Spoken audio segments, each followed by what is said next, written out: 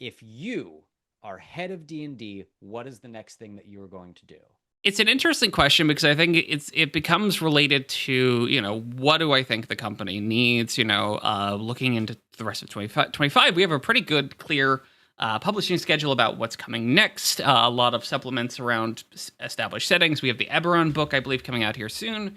Dragon Delves, we have at least 2 books in the Forgotten Realms, which I'm actually kind of excited about. I think the biggest thing right now is that the company has to do more, I think, to convince people that 2024 is worth their time. That's the biggest thing, and I don't know how you do that because it's unfortunately the past is what defines that, not necessarily in the future. So how do you present support? I think they're making some good efforts, but there's still probably a ton more they could be doing to try and convince people, hey, try these new rules. They might be worth your time. My perspective has been a lot of people, a lot of third-party content creators are not adopting the 2024 rule set. No, I've actually, I've gotten to talk to some designers about this in particular detail, which has been very interesting.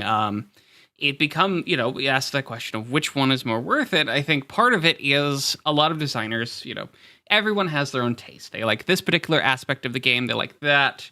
A lot of it comes down to personal taste, but the other aspect is market demand.